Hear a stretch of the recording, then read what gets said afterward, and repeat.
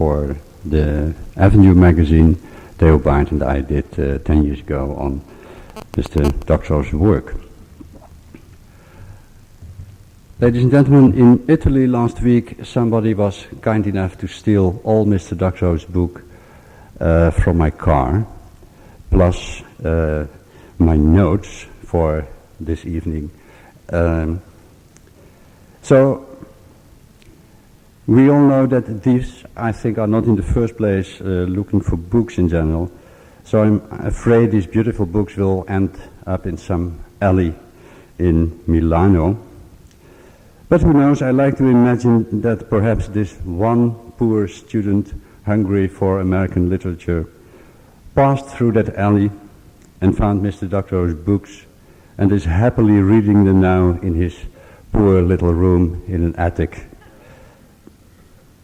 You understand I had to improvise a little bit this evening, so I'll be short, and that's exactly how it should be, because you have come here to listen to Mr. Doctorow.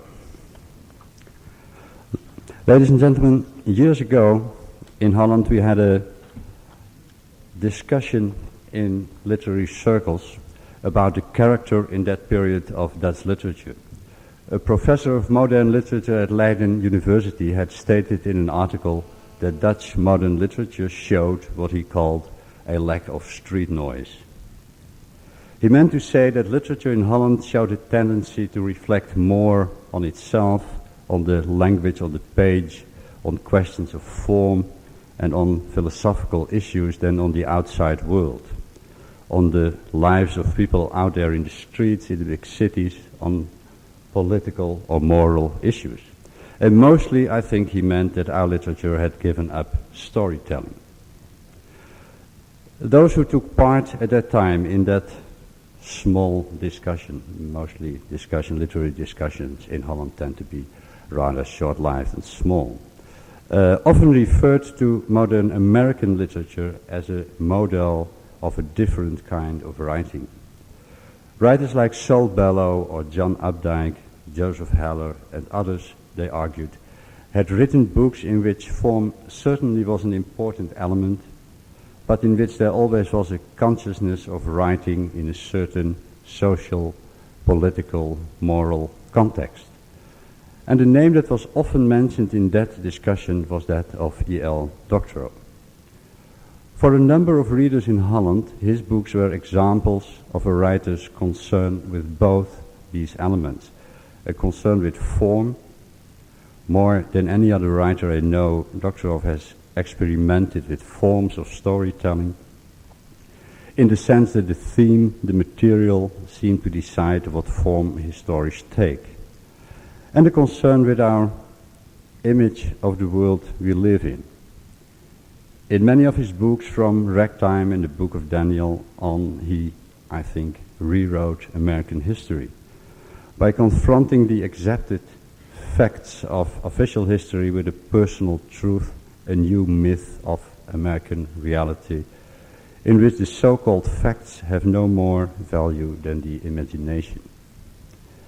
So I was surprised when there in Italy I read in his forthcoming book of essays, Jack London, Hemingway and the Constitution, if I even cite the title correctly of this lost book, I was surprised to read that Doctorow expressed the same concern as our Dutch professor, but for modern American literature, that it would seem to turn away from the world, look mostly inside itself and lose the power of storytelling. Perhaps that is one of the things we could talk about later in the evening. I said that E.L. Doctorow is a writer who in many books rewrote American reality, American history. In his novel World's Fair, for instance, he builds up an incredibly rich stream of images of New York in the 30s, the period first of great expectations and dreams for the future, also for the new immigrants from Eastern Europe who try to build a new life in the then beautiful Bronx, expectations that are symbolized in the World's Fair of 1939. Also a period of economic crisis and depression later, and of poverty, loss of illusions, and threat of the Second World War. This whole world is seen through the eyes of 9-year-old Edgar Altschuler, who gradually seems to see more and more clear towards the end of the book, not only in the images of family life and the fascinating landscape of the New Bronx, but also in moving descriptions of the music and radio world, of cartoons, football games, and the sensational arrival of the Hindenburg Zeppelin in the sky of New York. But in the form of the book, one of the most fascinating elements is the way in which Edgar's story is commented on by statements of other members of the family, statements that give the impression of being tape-recorded, spoken language. I could give you many more examples from the Book of Daniel, from Loon Lake, from Lives of the Poets, of the ways in which E.L. Doctorow lets the form of the book develop from the material. But thanks to my little Italian adventure, you don't have to listen to me very long. I would like to give the floor to Mr. Doctorow.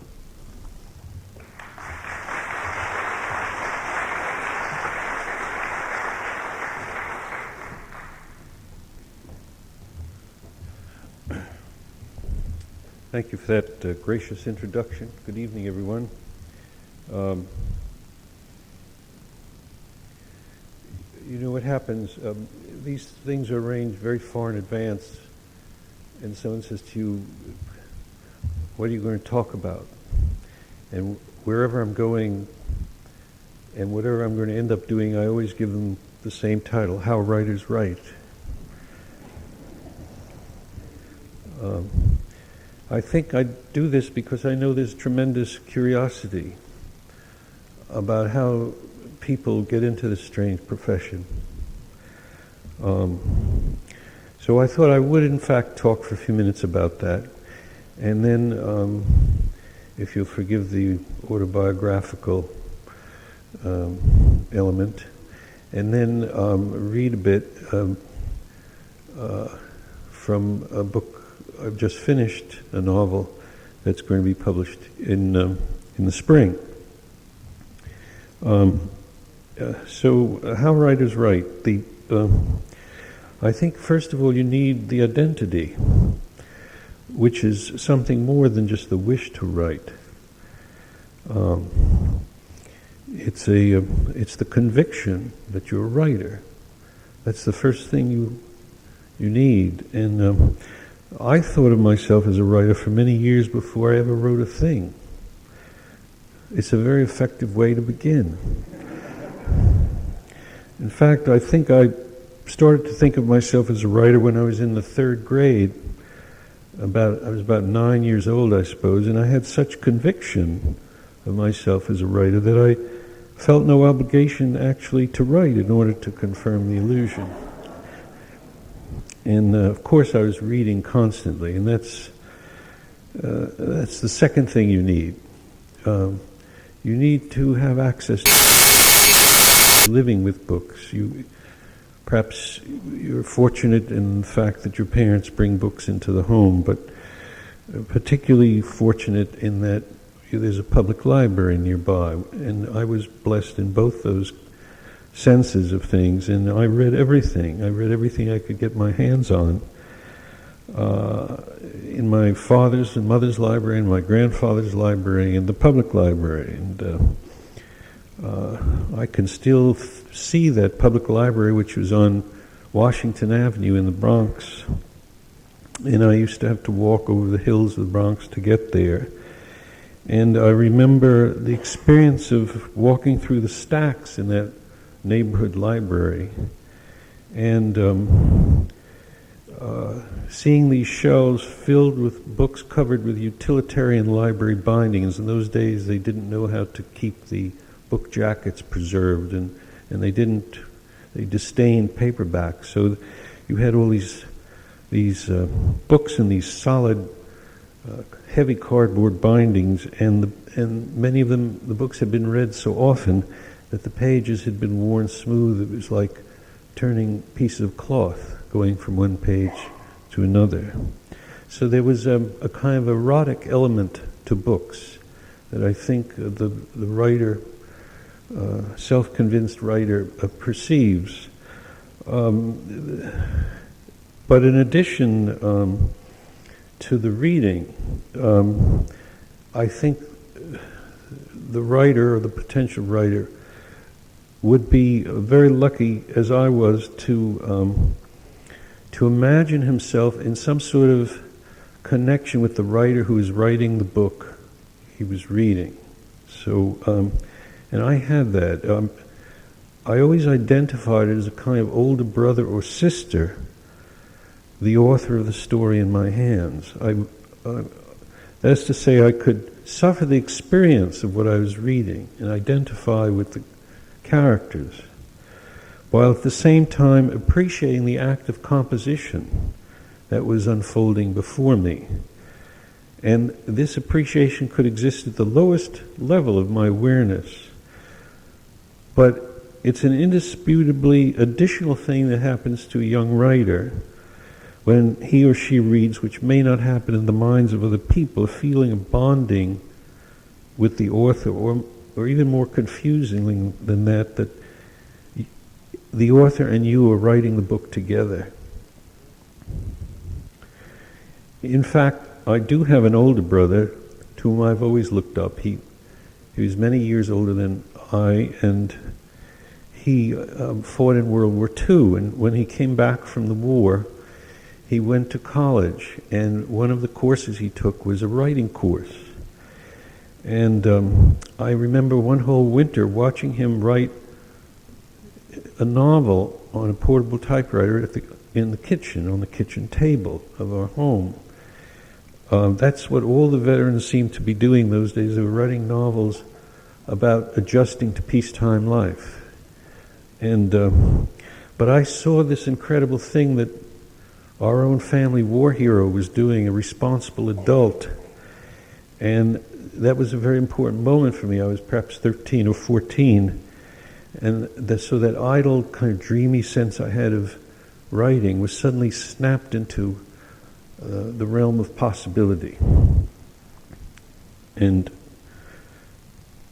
so you do need a model wherever you can find it. In fact, you will find it, whether it's easily available or not. Someone whom you can look up to in that sense. And then I think to write, you have to be a born listener. Apparently, without realizing it, I spent a good part of my childhood listening quite carefully to the conversations of adults, attending to the use of words at moments of high emotion, even when that emotion, anger, it was usually anger, was addressed to me. And apparently I heard the intonation of the words, and I heard idioms, and was able to distinguish between formal Latinate diction and slang, and how formality or informality was gauged to the situation in which the speaker and the listener were. A teacher, for instance, standing in front of the room would speak one way, but talking to you alone in the hallway would speak quite another way. And I also found myself drawn to those people, and there seemed to be a good many of them, fortunately, who were really good storytellers. I think everyone in my family was a good storyteller. My parents, my brother, aunts, uncles. By which I mean they were people to whom interesting things seemed to happen. And the events they spoke of were most often of an ordinary daily sort, nothing out of the ordinary. But when composed and narrated, they took on great importance to me as I listened. And of course, not just adults, but children I knew had this ability to spin something out of nothing, which is the root of everything written, if you think about it. The Armenian folktales, I was told sometimes, always begin with the sentence, once there was and was not. Once there was and was not. That's the idea, that words, for all their substance, are the things that are almost not there. Of course, when you bring love to the person you're listening to, a story has to be interesting. And I'm quite aware that the task of the professional writer who publishes books is to overcome the terrible loss of not being someone the reader knows and loves. But apart from that, the people I listen to in order to tell their stories must have had a very firm view of themselves in the world. They must have been authorities of their own lives. They must have been strong enough as presences in their own minds to trust that people would listen to them when they spoke. So that experience among people who were merely living and acting normally and being verbal, but whom I heard as storytellers, was very critical to me. For the fact is that writers, we make ourselves from a universal response to and capacity for storytelling. And that whereas mathematics, for instance, or physics are kinds of knowledge or aptitudes given to relatively few people, narrative seems to be within everyone's grasp. Perhaps because it's the very first means that people ever had of understanding who they were and what was happening to them. And one can imagine a time when there was no distinction between fact and fiction, between religious perception and scientific knowledge, between utilitarian communication and poetry, where all the functions of language were fused. And while we now divide and distinguish these functions according to use and according to the situation we're in, they were at one time indivisible. Poetry, science, religion, it was all carried in one line, in one picture, in one image. And we still have our vulnerability to this. We still depend on it. So that our minds today, even as we're scientifically oriented, and as our courts demand evidence, and as our propositions demand verification, and as our minds assume that there's an objective truth that we can discover empirically, our minds are still structured for storytelling. People think naturally in terms of conflict and its resolution, in terms of character undergoing events, and of the outcome of the events being not at all sure, and therefore suspenseful, and the whole thing, moreover, done from this confidence of narrative that must belong to us in our brains as surely as we have an innate disposition to express ourselves grammatically. So, those are some of the things I project on an autobiographical basis as being necessary for the act of writing. But there's one other thing you need. You need a trauma. You need a terrible shock. And I had that when I was in high school. And that really set things up for me. Well, actually, it was two shocks. The first was that I discovered that my parents had named me after Edgar Allan Poe. A drunk, a drug addict, given to necrophiliac fantasies.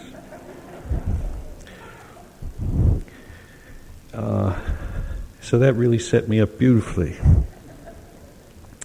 The other thing that happened was that when I was in high school, at the Bronx High School of Science, I took a class in journalistic writing. And I was at the time reading Kafka. So remember, I was reading Metamorphosis. And I was with the other children at the science high school who wanted to be writers and who were failing all their math courses as I was. And in the journalism class, we had an assignment to do an interview. The journalism teacher told us to go out and interview someone. So I was a very conscientious boy, and I did the assignment. I turned in an interview with the stage doorman at Carnegie Hall, a great concert hall in New York City. And he had a really interesting life history. He was a refugee, an old man who'd gotten out of Germany just ahead of Hitler. And he wore an old blue serge jacket and brown baggy pants and spoke with a strong accent. And he'd lived alone on very little money. He'd lost all his family in Europe. And every day he brought his lunch to work in a paper bag with a thermos bottle of tea. And his life had been shattered, but he had spirit. And as it turned out, he was very knowledgeable about music. He knew the entire classical repertoire. He knew all the musicians who played at Carnegie Hall, and over the years he'd become a fixture there. And all the great recitalists and performers, and Horowitz and Rubinstein and Paderewski and the great conductors, and they all knew him and loved him and called him by his first name, Carl the doorman. And he had a wonderful way of drinking his tea. He would take a cube of sugar and put it between his teeth and sip the tea through the cube of sugar, which was the style of the old country. And I turned in the interview, and my teacher called me the next day and called me up to her desk and said, "This is a wonderful piece. I can't remember when anyone doing an assignment for this class did something this wonderful. It's so good that I think we ought to publish it in the school newspaper. And what I'd like to do is send one of the photography students down there to take Carl's picture." And I said, I didn't think that was a good idea. And she said, "Why not?" I said, "Well, he's very shy." And she looked at me, she said, "Well, how shy can he be? He talked to you, didn't he?" And I said, "Well, not exactly."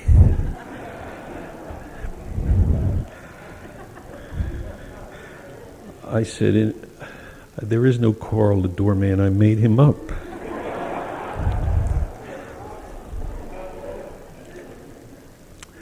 Well, that was the trauma, because I got a failing grade, and I was threatened with suspension for the semester. But it had seemed to me so much better to make up that stage doorman than actually to go through the tedious business of interviewing someone. And that's what I liked about Kafka, after all. He wrote from his imagination about things that were not verifiable from the everyday real world, but they were true. Well, nobody, least of all me, realized the significance of this episode. It didn't really dawn on me till years later that it was a really crucial moment. In the meantime, I went off to college and I practiced criticism at Kenyon College, where they had new critics on the faculty, and we wrote 30 and 40-page papers about a 4-line poem. And we did literary criticism there the way they played football at Ohio State. That was our big sport. And I sort of lost that connection with my own reckless imagination. And then I tried to write, and I couldn't. And it was only later, after I left school, graduated, that I learned to give myself to the act of writing, to try to recover what I had as a child, and to trust the act of writing to unveil what it was that I wanted to write. And then I began to do work that didn't entirely displease me. So that's how writers write, by trying to find out what it is they're writing. And the painter Marcel Duchamp gave up painting at one point in his career, and everyone was very puzzled. And someone said, "Marcel, why did you give up painting? Why have you done this?" And he said, "Because too much of it was filling in." It's really a brilliant insight, because in whatever medium you work in, you should give it up if you find yourself only filling in what you already know and what has already been declared and completed in your mind as a creative fait accompli. It's not that you have no intellect when you write, nor that you have no intelligence, no beliefs, no convictions. It's that nothing good can be expected from merely filling in what you already know. So You must trust the act of writing to scan all the passions and convictions already in your mind, but these must defer to the fortuitousness of the work. They must be of it. So really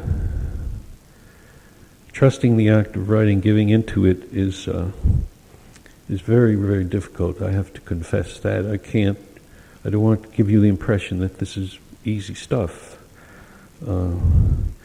It's really very elusive, and you can know it in principle and still have it get away from you.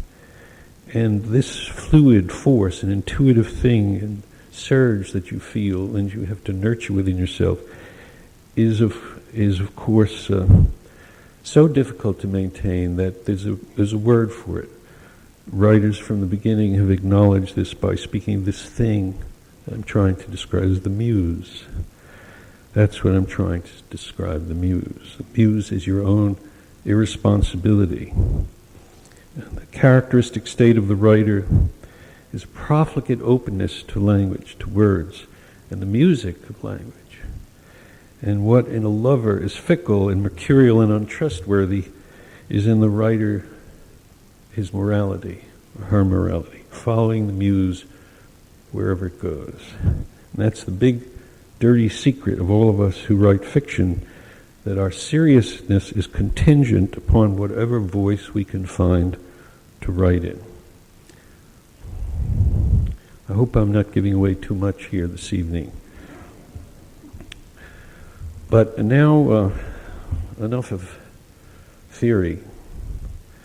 I thought it might be interesting to me to read to you from this new novel, but also by way of illustrating some of the things I've been saying, to tell you what the origin of the novel is. And this is in a kind of dream story I wrote and published a few years ago in the volume called Lives of the Poets. And here is a slightly different version of it as I've reworked it.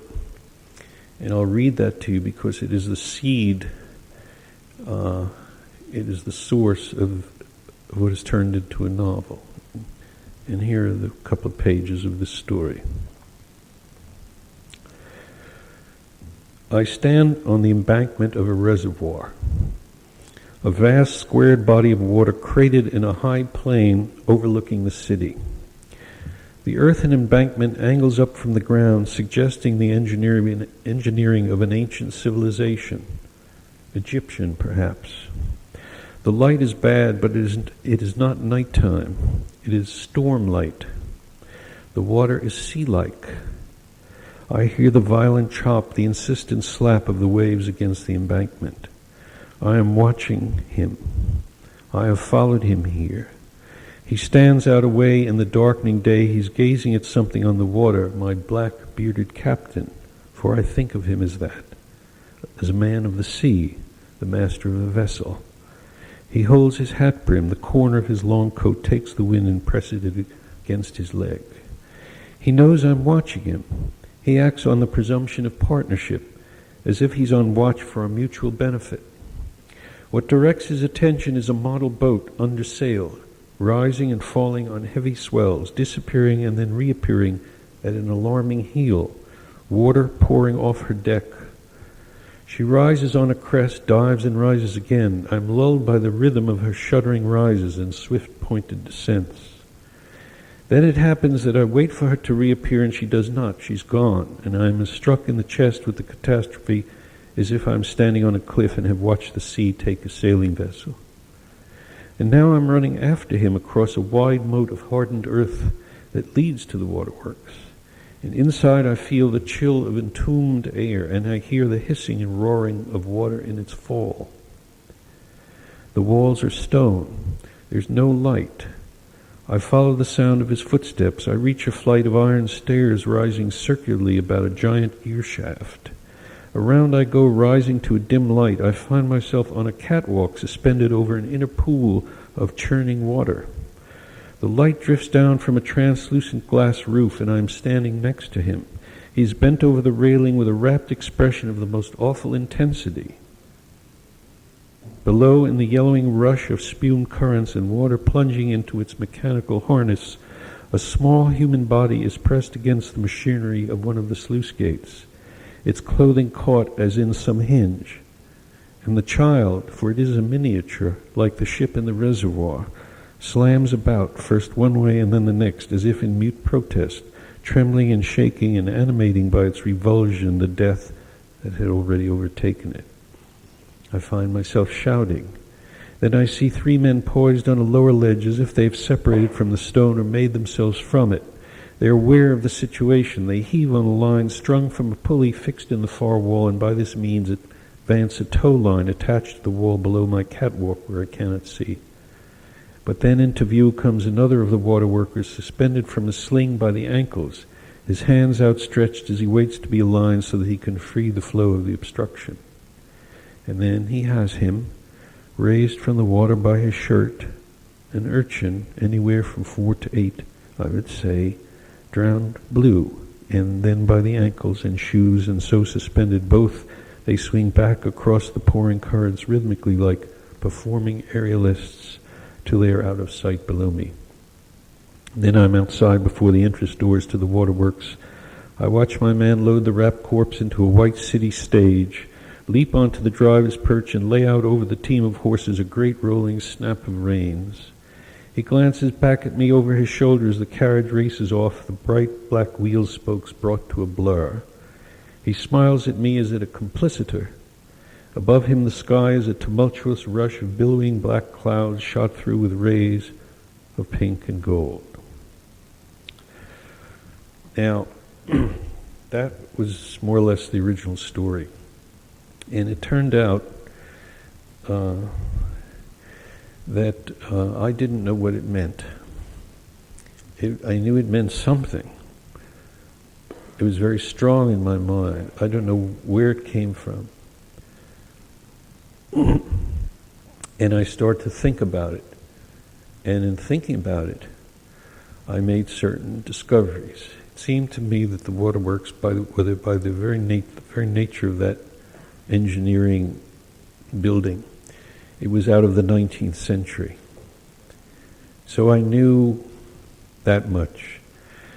And then I decided, or remembered, that there had been a reservoir, not on a high plain in some unnamed kingdom, but in the middle of New York City.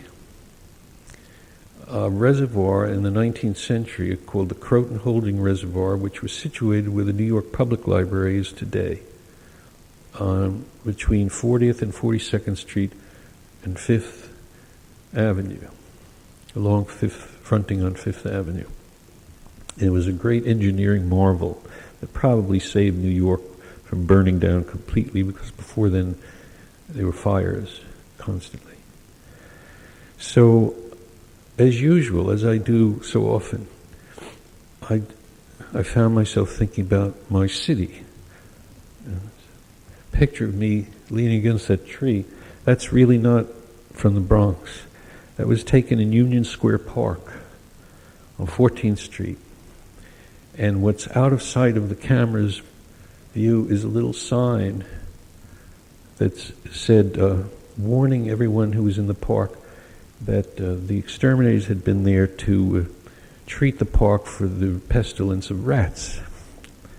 So that's my town. And that's the field of my imagination.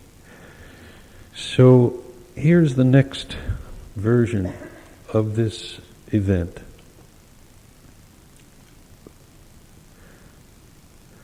We now have a speaker, somewhat different from the speaker of what I've just read to you. I had my period of time, I had my city, and in doing these pages, I found my speaker, and he was absolutely essential. He turns out to be the city editor of the New York Daily Telegram, a newspaper, an evening newspaper, in 1871, when newspapers were the highest technology of the period. And he says,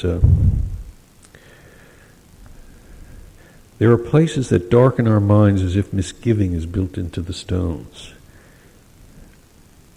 And in our reservoir, in these years I speak of, its massive ivy-covered walls rose over a neighborhood that was monumental in its silence. The few brownstone and marble mansions across the street along Fifth Avenue stood aloof from the noisy commerce to the south. Our Mr. Tweed lived just a block north, practicing the same silence. Boss Tweed, who ran the city. It was an unnatural thing, the reservoir. The bolded retaining walls were 25 feet thick and rose 44 feet high in a back-leaning slant. The design was Egyptian. The corners were relieved in trapezoid turrets, and bisecting each long wall face were temple doors. You went in, climbed up a stair to the parapet, and came out at the top with your face in the sky. From this elevation, the rising city seemed to fall back before something that wasn't a city, a squared expanse of black water that was in fact the geometrical absence of a city. I grant you that it is a very personal feeling I had. New Yorkers loved their reservoir. They strolled along the parapet arm in arm and were soothed in their spirits. If they wanted a breeze in summer, here is where it would blow. Puffs rippled the water. Children launched their toy sloops. The Central Park, well to the north, was not yet finished, all mud holes and ditches and berms of shoveled earth, a park only in the eyes of its imaginers, so this was the closest the New Yorkers could come to pastoral, walking along the reservoir. But I'm sensitive to architecture. It's capable of inadvertently expressing the monstrousness of our culture. As the complicit expression of the ideals of organized human life, it can call forth horror. And then something happens appropriate to it, and maybe from its malign influence. Some years ago, a boy was drowned off the cobbled bank at the west end of the reservoir. I was there on the Fifth Avenue side. I was there with the one woman I've ever seriously considered marrying. Fanny Tolliver was her name, a generous, dear woman with a glorious head of auburn hair who was much amused by me, but was within months to succumb to heart failure. It was not clear what had happened. There were shouts, some people running. The sun had spread over the water surface, and then the scene clarified as we went toward it along the parapet. The child was pulled feet first from the water by a man with a black beard who gently enshrouded him in his frock coat and rushed him directly past us down the steps to the street, where as I looked down over the ivied wall, this black beard in his shirt sleeves summoned a waiting carriage and rode off with his burden, the carriage rattling over the cobblestone down the avenue, I thought to a hospital. But then the boy's mother appeared, coming along the walk, tearing her hair and screaming, falling and sobbing, and it was her child. And as for the man who had said he was a doctor, she didn't know who he was. And Fanny Tolliver sank to her knees to hold the distraught mother, and in the brilliant water of this sunlit afternoon I saw the lad's toy boat sailing like a clipper at sea, its prow falling and rising in the laplets still on the tack he had set for it. Its sail puffed in the soft June breeze as it dipped and reared among the fractured diamonds of water and light. Who these people of the parapet were, their names, their dresses, the circumstances that brought them together, or if the boy lived or died, or if the Blackbeard killed as well as kidnapped him, are questions I cannot answer. I report, that's my profession. I report as a loud noise testifies to a gun. I've made my life the sound of events for anyone to hear who would listen. I have given voice to my life and times, and from my first timid type inch of apprentice writing until the present moment, I have taken the vow to do it well and truly. But that Sunday at the reservoir, the faculty was suspended. There was to be no account in the telegram from me. I believe there are moments of our life that are something like breaks or tears in consciousness, as caesuras make the chanted line, and the eye sees through the breach to a companion life, a life in all its aspects the same, running along parallel in time, but within a universe even more confounding than our own. It is this other disordered existence that dreams perceive and that our ministers warn us against. So you see, the second version is a little more rooted in an actual place and an actual time. And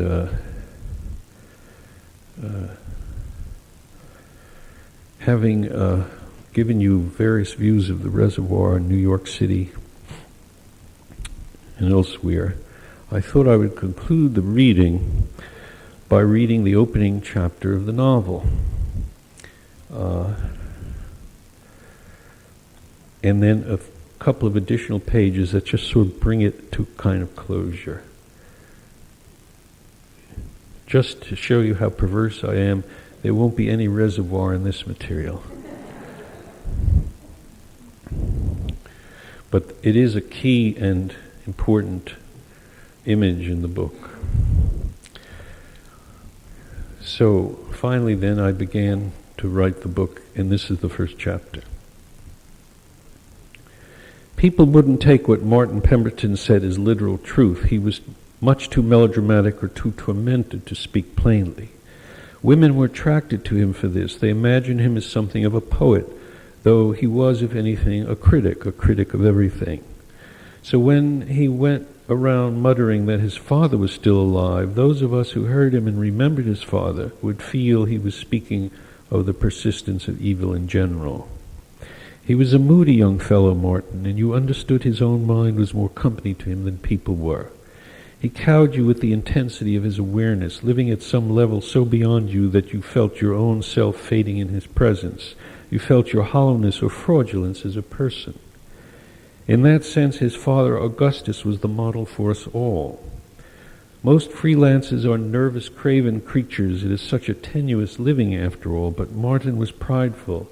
He knew how well he wrote and never deferred to my opinion. That alone would have endeared him to me. He was slight, with a well-boned, clean-shaven face, light eyes, and pale, thinning hair. He strode about the city with a stiff-legged gait, like a man much taller. He would walk down Broadway with his Union greatcoat open, flowing behind him like a cape. Martin was of that post-war generation for whom the materials of the war were ironic objects of art or fashion. He and his friends made little social enclaves of irony. They stood apart. He once told me the war had not been between the Union and the Rebs, but between two Confederate states, and so a confederacy had to win. Now, I'm a man who will never be able to think of anyone but Abe Lincoln as president, so you can imagine how a remark like that stood with me. But I was interested in the worldview behind it. I was not myself exactly complacent about our modern industrial civilization.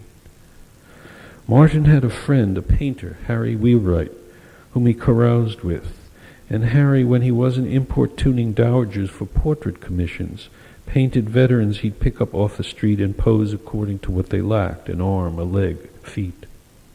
Harry, a big fat fellow with prodigious appetites, painted mutilated men the way Martin wrote his tactless but informed reviews and cultural critiques. As for me, my newsman's cilia were up and waving.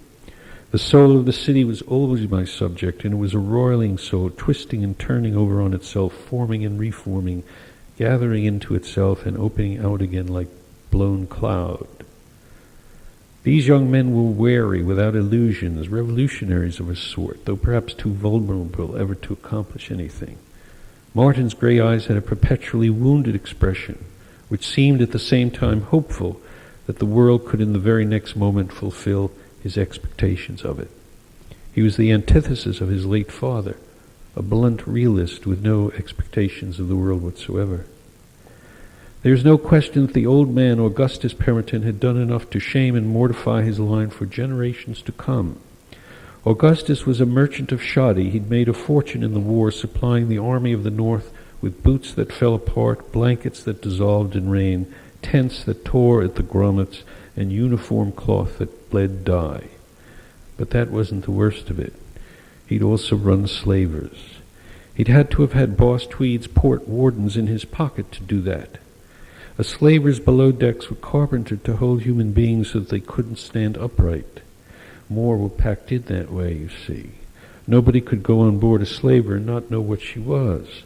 Augustus Pemberton made fortunes from this grisly trade. He was partners with some Portuguese, the Portuguese being specialists in it. This was supposed to be a business of southern ports, but they did it from here, even after the war had begun, as late as 1862. They sailed the ships to Africa from Fulton Street and sailed them back across the ocean to Cuba, where the cargo was sold to the sugar plantations. The ships were scuttled then and there because the stench could not be got rid of. But the trade was so lucrative, the cost of another vessel for the next trip was incidental. So that was the father. His son knew everything he'd done and publicly condemned everything. There was an enormous family to-do, and Martin was disowned. This was while he was still a student at college. And when Augustus Pemberton died, supposedly of an ailment of the blood, but I like to think of loathsomeness, he was honored with major obituaries in every daily paper, including my own. He was buried from St. James Episcopal on Lake Street, and the pastor, John Grimshaw, gave him the eulogy one owes to a pillar of the church. All the city's dignitaries were there, the boss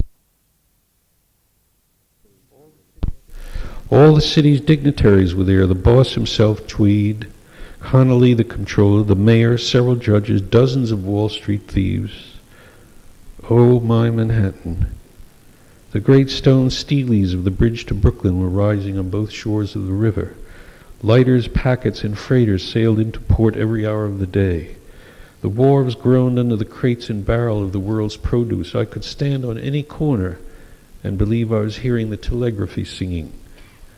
Toward the end of the trading day on the exchange, the ticker tape sounded like crickets at twilight. We were in the post-war, where you'll find mankind not shy, is heaven, eventless heaven.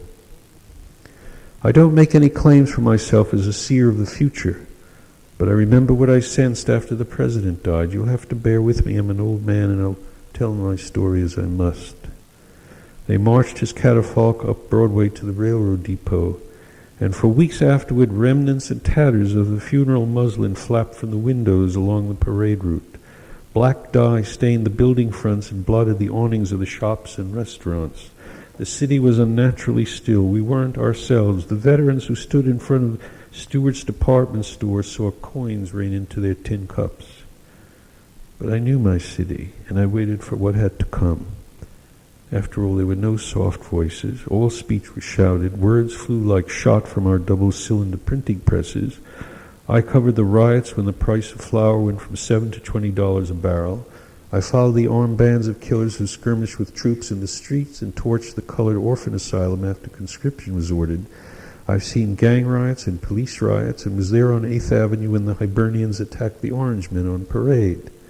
I'm all for democracy, but I'll tell you that I've lived through times in this town that have made me long for the stultifying peace of kings and the equanimity that comes of bowing and scraping in the dazzling sun of regal authority.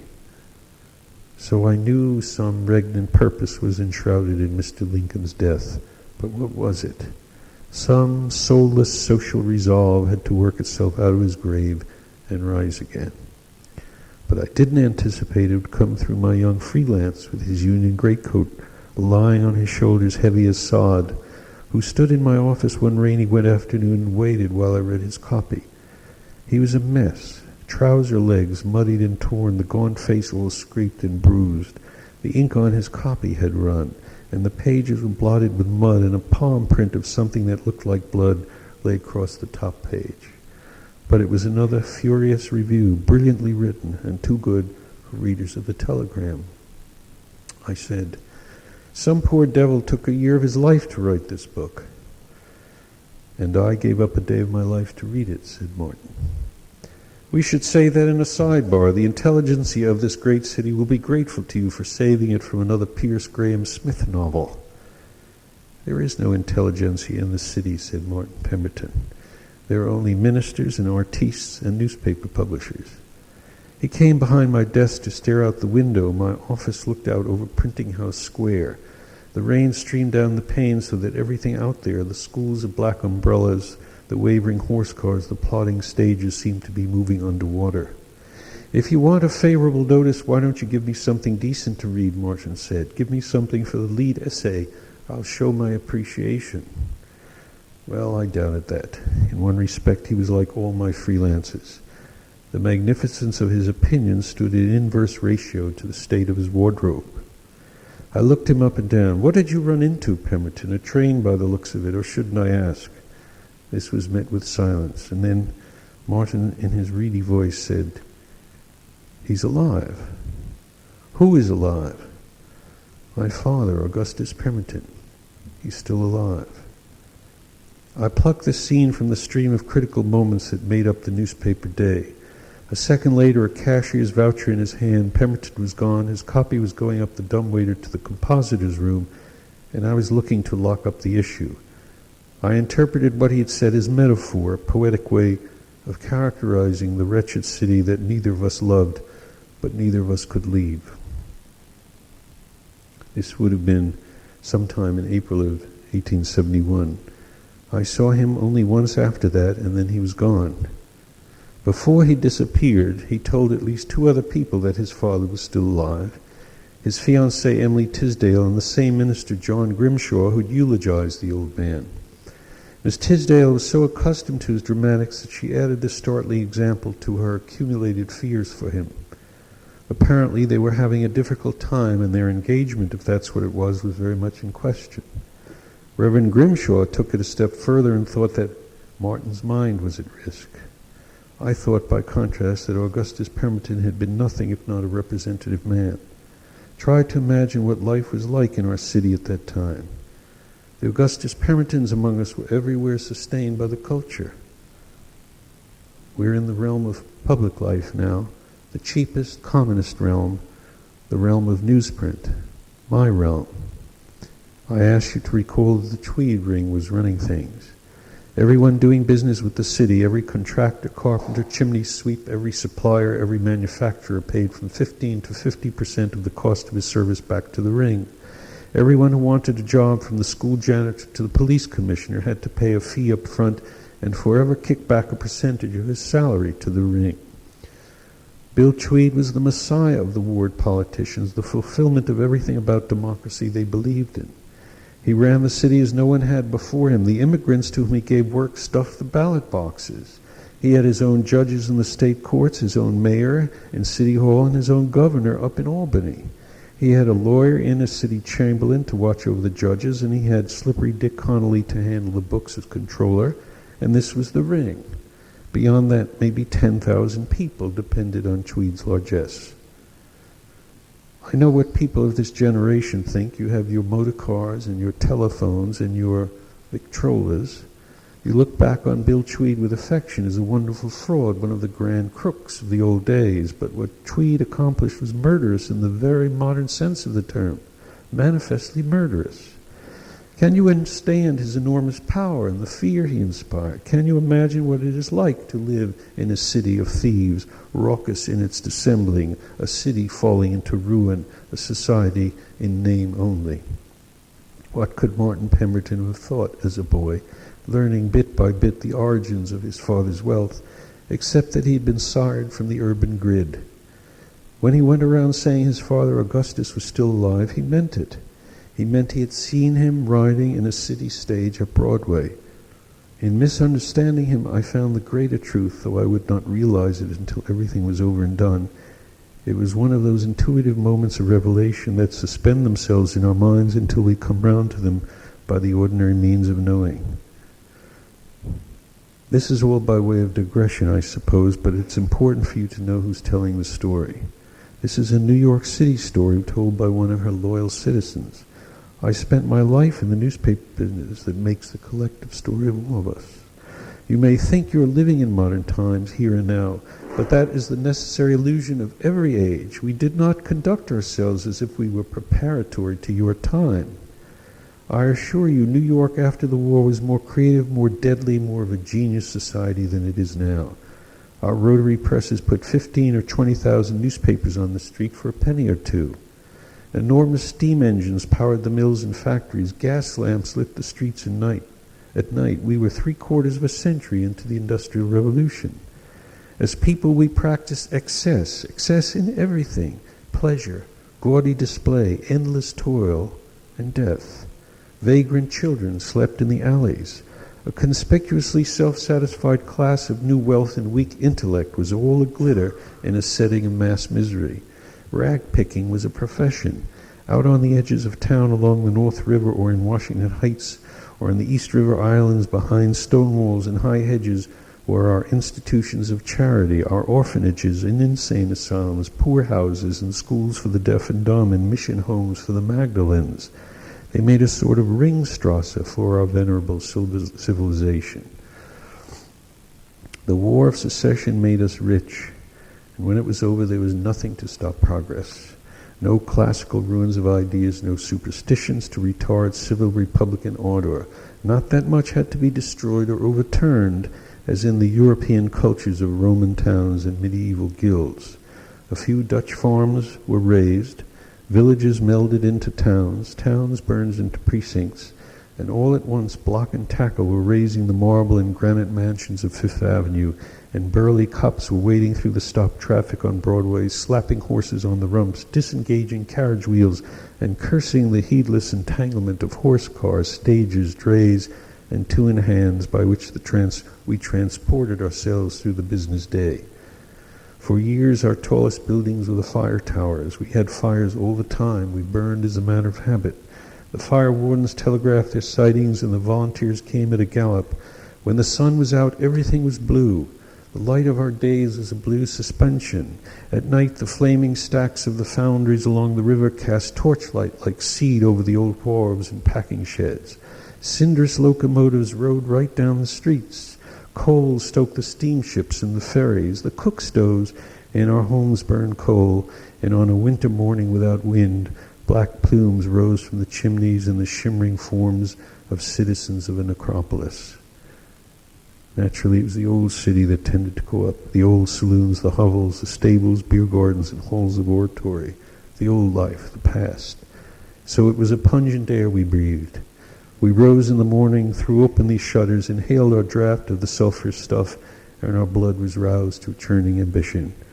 Almost 1 million people called New York home, everyone securing his needs in a state of cheerful degeneracy. Nowhere else in the world was there such an acceleration of energies. A mansion would appear in a field. The next day it stood on a city street with horse and carriage riding by.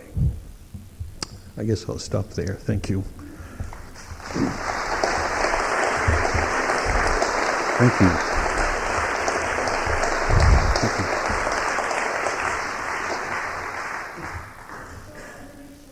And with multiple narrators for a while and was totally unsatisfied with it. And then I began to think about this fellow, McIlvaine. And in that passage I read where he talks about seeing the child being taken from the reservoir, I knew that this was my narrator and that I could proceed with the book. And in Billy Bathgate, you said, I discovered he was a boy. You didn't know you started out with a boy? No. It sounds like a really insane way to work, doesn't it? I know. Writing is not an entirely rational act. You have to understand. If it was entirely rational and subject to control, then every book written would be a masterpiece. But could you say something more about the way you start the book? Do you have any plan or scheme or idea how what the story of the book's going to be? Or do you discover that when you work? In most of the books, not all of them, it begins with some sort of creative accident or even a moment of desperation. With Ragtime, which is the book after the Book of Daniel, I hadn't realized how the Book of Daniel had exhausted me, depleted me. And for close to a year I tried to write again and I couldn't. And one desperate day I was staring at the wall, so I started to write about the wall. And then about the house the wall was attached to. And it so happens that we live in a house that was built in 1906. So I was writing about the house and then the neighborhood and the way people dressed in those days and who the president was. And all of a sudden I had momentum. And I was writing Ragtime. With Loon Lake, it came out of those two words, Loon Lake. just the sound of those words. I was driving. You had seen them anywhere? I was driving in the Adirondack Mountains in upper New York State, and there are a lot of lakes up there called Loon Lake. The loon is a very characteristic bird of the northeast, Midwest United States. It's a beautiful diving bird, quite large, and it has many, many calls, very eerie calls. So people name lakes after these birds where they nest. And I saw those two words, Loon Lake, and for some reason they evoke the entire region for me, the place. And that's how that book began. And the whole idea of that being of the railroad going there, for instance, this private place, this private railroad, that grew out of the fascination for the place. Yes, absolutely. I found myself writing about a private railroad train, which people had in those days, the way they have private jets now. And on this private train, for some reason I imagined gangsters sitting and playing cards. And in another car, a young woman without any clothes on, holding a dress up in front of her, in front of a mirror to see if she should put this dress on as the train goes by. And then I wondered who would be seeing that from the woods up there in the mountains on this single track with the train going by at night.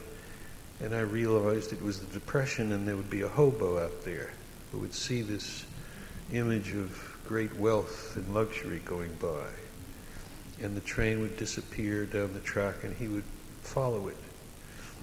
And he turned out to be my narrator.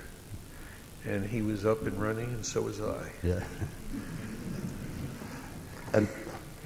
But in a book like Billy Bathgate, had you been fascinated before by this figure of the gangster Dutch Schultz? You couldn't have discovered him when you were writing the book. You must have had an image of him before you started the book. Well, the image was of those men on the tugboat, and what they were going to do, commit this ritual murder. And then I decided that I could use, of all the murderers of that time, all the great gangsters of that time, the one who captured the public imagination most was Dutch Schultz. So I decided that was my man, that's who that was. And it was very nice that he came from the Bronx, my home territory, so I had a region there to use, a background. And he was a failed gangster, you understand. If the great gangsters, the successes, were never heard of. They never got into the newspapers. But the Dutch Schultzes, who had this, who were rather attracted to the press and to publicity and to self-glorification, as destructive as it was, were the ones who went down. So it was kind of an interesting, in America we love gangsters vicariously, but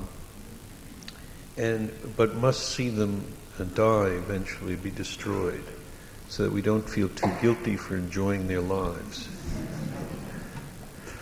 And you let Billy Bathgate win in the end of the book.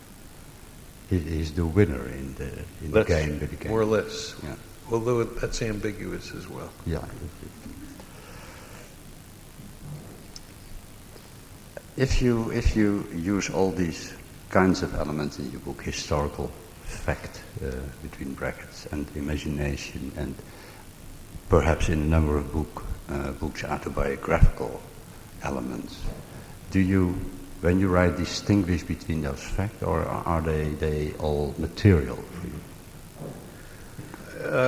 Everything is grist for the mill, and I never do any research I understand that's what you're asking, Yeah, more or less. yeah. That research is something that's systematic and exhaustive and thorough, and I'm not like that. I'm very idiosyncratic. You're writing, and then you need something, and you'll go look for it somehow. Or you'll make something up, and you'll say, surely this can't be true. I'm not going to get away with this. I better check this. And you check it, and you discover someone else committed the same lie that you've just committed. So you have an authority behind you.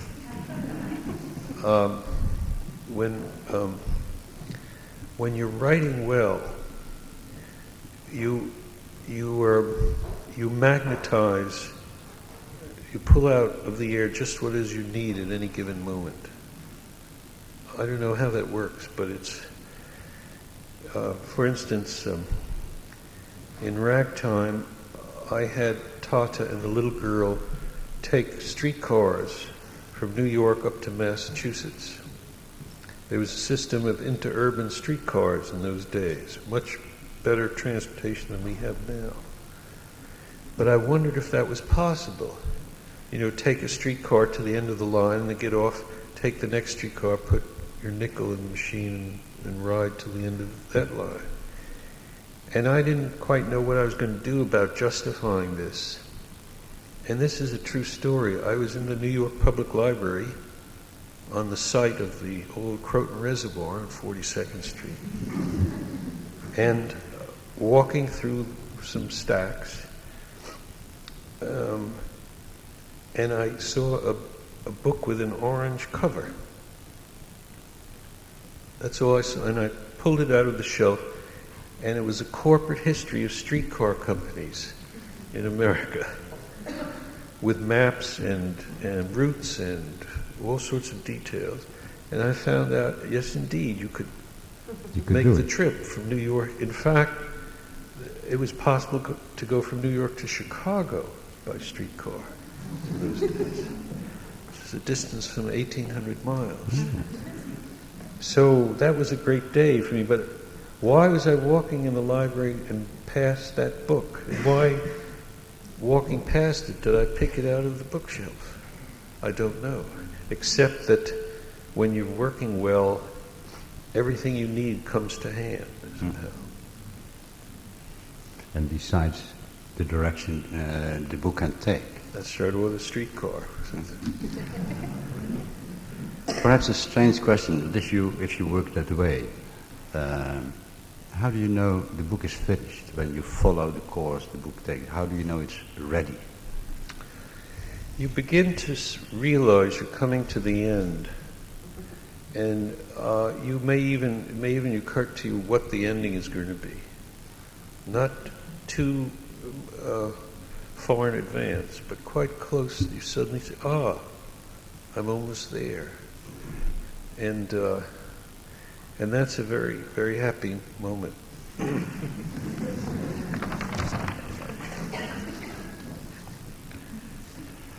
I have the feeling that Lives of the Poets has been a very important book for you, not only as a source for other books, because it has been that. Is my feeling right that from Lives of the Poets grew at a certain moment World's Fair, for instance, from an element of one of these stories? That is true.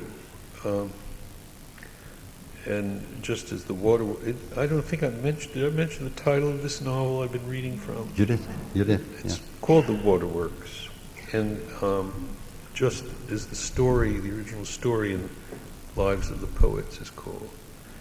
The Writer in the Family. And the Writer in the Family was, when I did that story, I realized that I could do a whole novel about this family earlier in the family's life. And so eventually I did. But that's the way it goes from one book to another, from one idea to another. These things are not part of an overall plan. It's been pointed out to me that my books, most of them take place in the past, and I didn't realize that till it was pointed out to me. it's best, in order to get the work done, that you don't know too well what you're doing. Mm-hmm. But you did know that you often used the elements of the Bronx, of the area of your childhood, as a place of action for the books. Yes, well, you use whatever you can. You use your own life as you would use anything else. It becomes material for the composition.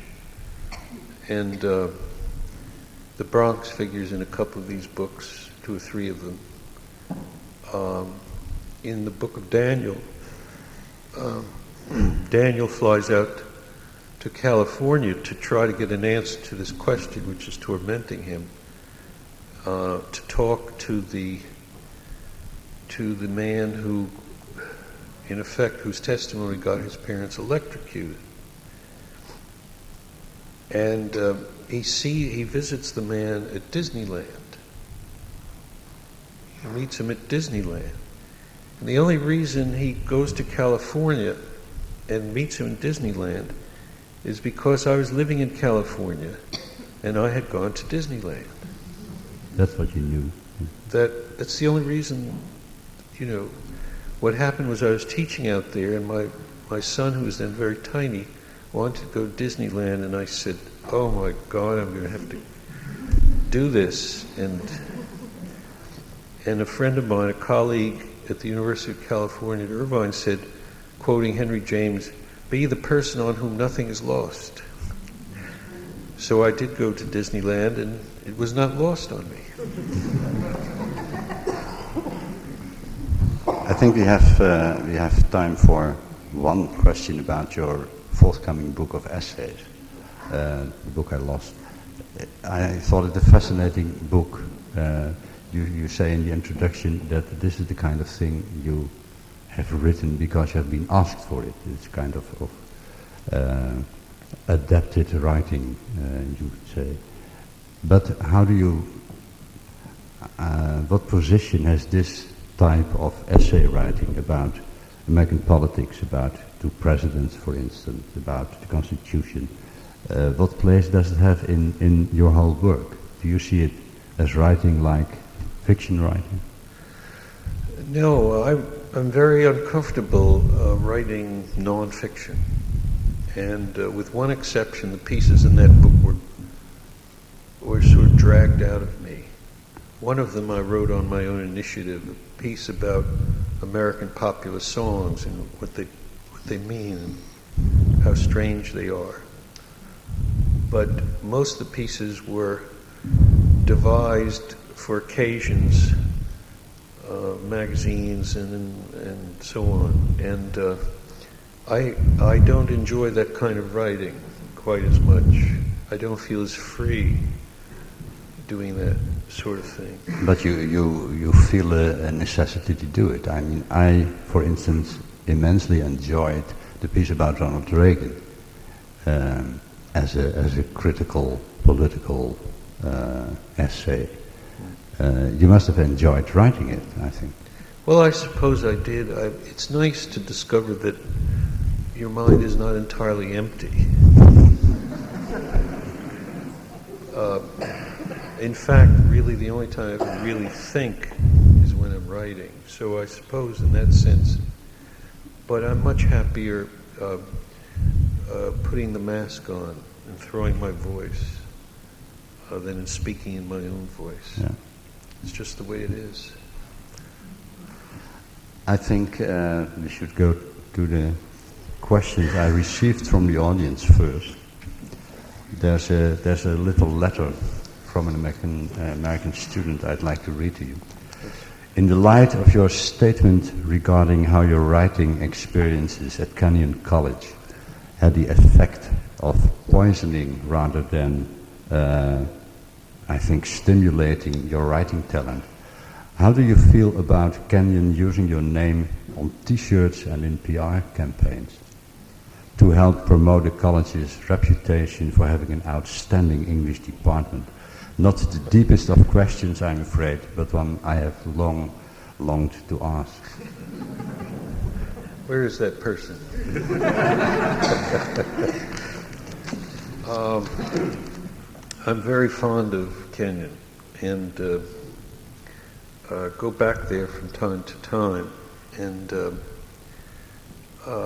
in fact delivered a commencement address there a few years ago. And if they want to use my name on a T-shirt, that's okay. I think that's fine. I might even order one myself. I should say, by way of expanding my remarks about Kenyon, that it was a crucial place for me, and I was exaggerating the role of criticism, but I can't imagine myself as who I am without the education I had at that school. It was critically important for me, and I value my memories of Kenyon and the teachers I had and the drinking companions. So that's just to balance things out. I am, however, critical of their more recent architecture that I think has ruined the campus. So there you have it. Thank you for your question. Another question is, how do you keep control over the translators so that your word comes across in the right way in different languages? It's a question that we've asked you. That, unfortunately, since I'm illiterate in all the languages of the world except one, I have no control except in the degree of intelligence and acumen of my publishers, and the responsibility of and talent of the people they commission. And I happen to know that my colleague Willem is one of the best in Europe, and I feel very fortunate that he has been my translator in this country. I've been very lucky with most of them, but I have no way. You know what I do? I ask for every translation to be sent to me in manuscript, as if I'm going to read it and approve it. And then when it comes in, I put it in the file and I send back my approval. That's the only control I have. There are more responsible authors than I am. For instance, Günter Grass told me that I don't know if he still does this, but he convenes all his translators and they get together for a weekend and they go through whatever book it is, and the translators bring up their questions and they all discuss these things together. That's the way to do it. That's the way to do it. But I just trust to what I trust in, and for the most part, I think I've been served rather well.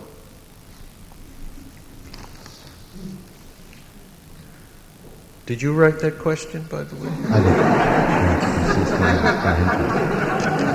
I suggest that when you have them sent, those manuscripts, you send one out of 10 back and say you don't agree, to show how severe you are.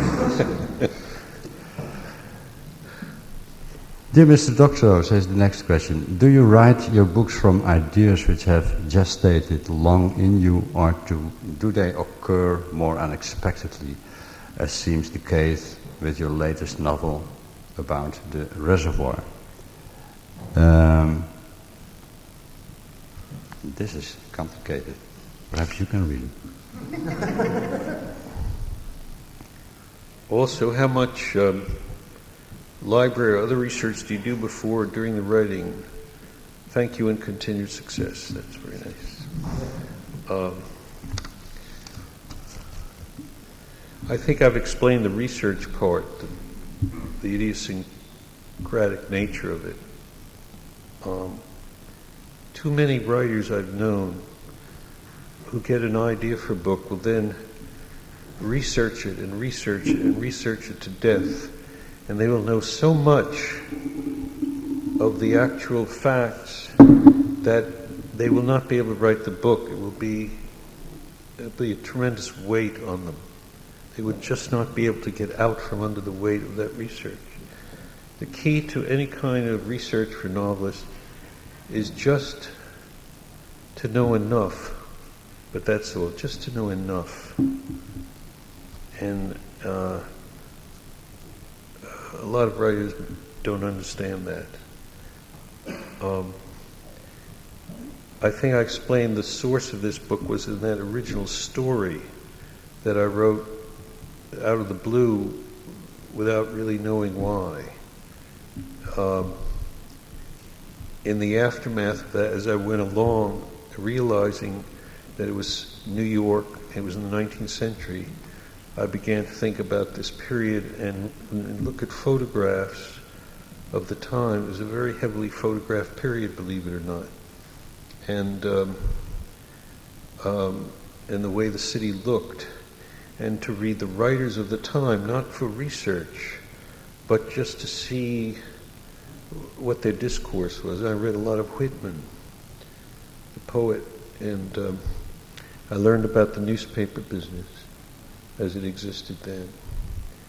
But all while I was writing, I never stopped writing to investigate anything. And there's a lot I don't know and never will about this period.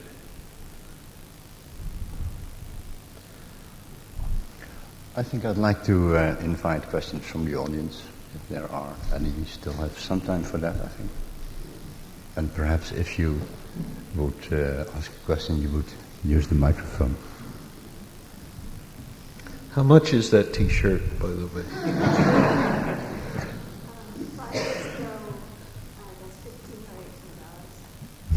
That's not bad. Somebody asked me in the intermission what became of the big brother. Oh, well, he's still around. He's still my older brother. And he became a publisher.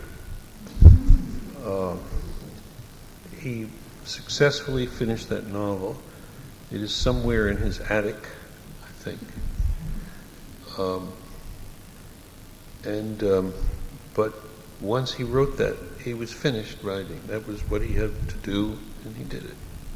And became a publisher. Became a publisher. That's a good thing.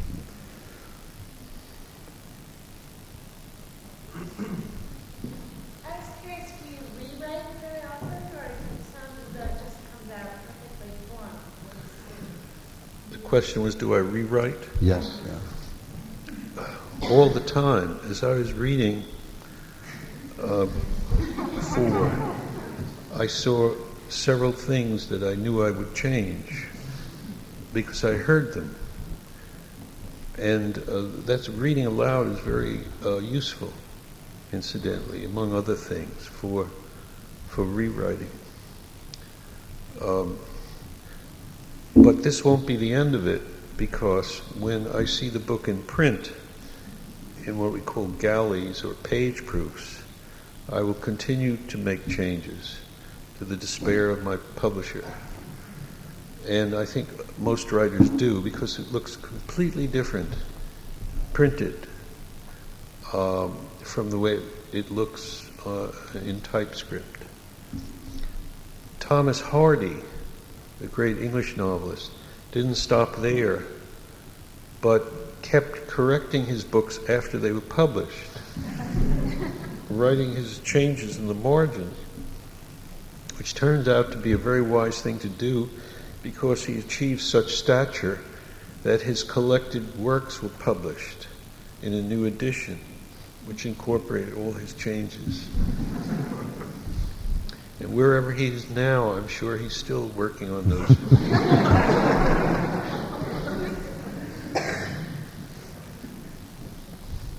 That's just it, isn't it? You can go on endlessly improving, endlessly changing. When do you stop? Was the question clear to the audience? The lady asked, when do you stop? Do you go on endlessly? You can't do that. I stop for a while when I think the book's finished, and then I stop again when my publisher takes it out of my hands.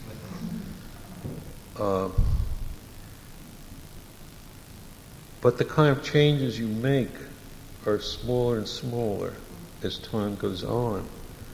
And then gradually, since you're always moving forward anyway, you begin to think about something else. And that's when you stop. So the next one begins. Yeah. Thank you. Have you ever knowingly changed a historical fact for the sake of what the fiction required?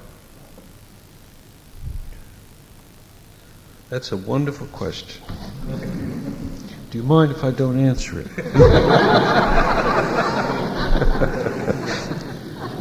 I have never consciously changed an historical fact to fit my purposes, to suit my purposes. I have had people doing things that no one else has ever had them doing, and saying things that no one else has ever had them say. But that's not the same thing. And I, in this book of essays, is one I wrote after Ragtime was published called False Documents, which I felt impelled to defend what I had done in that book because I was severely criticized for it. Of course, now everyone uses historical characters freely and with absolute license, and nobody says anything. But in 1975, this was seen as somehow a moral transgression.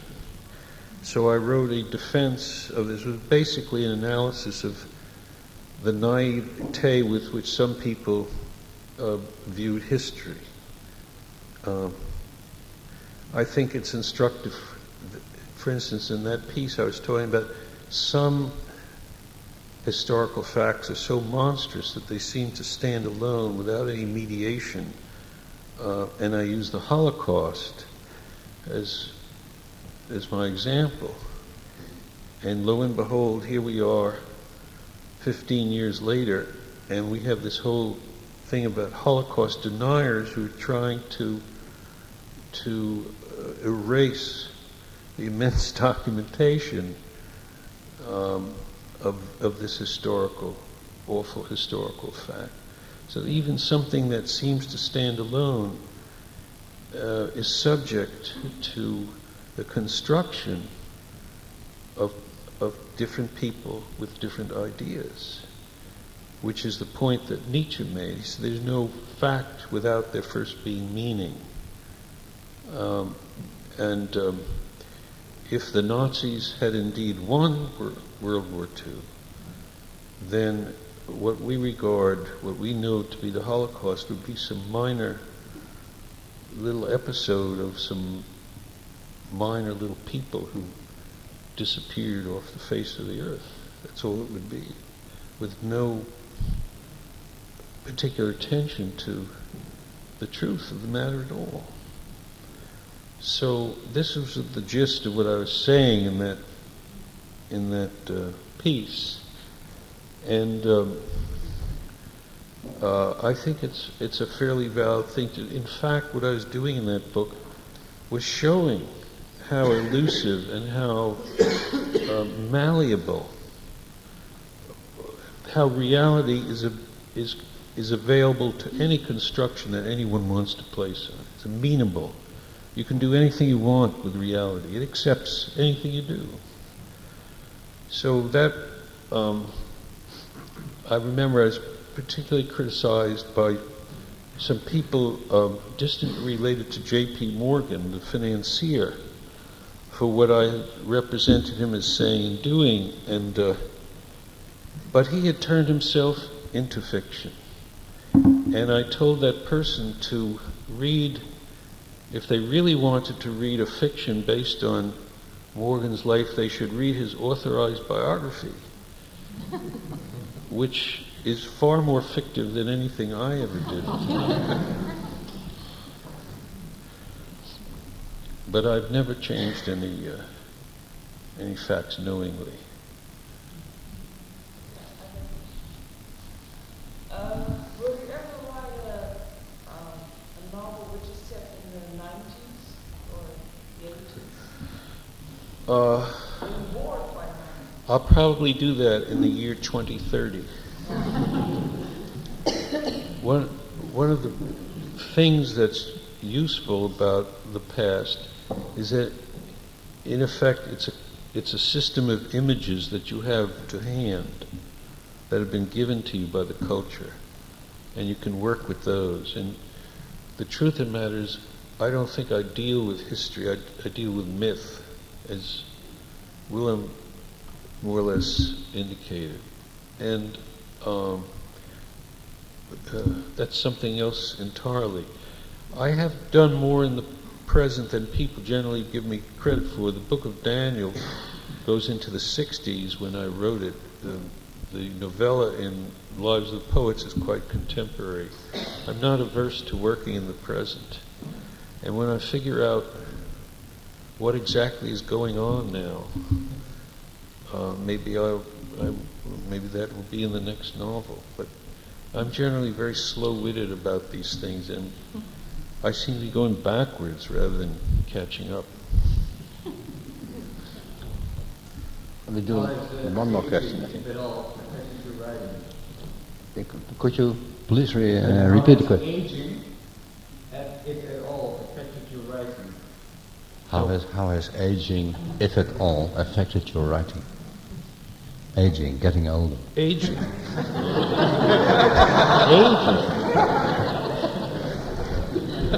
Oh God.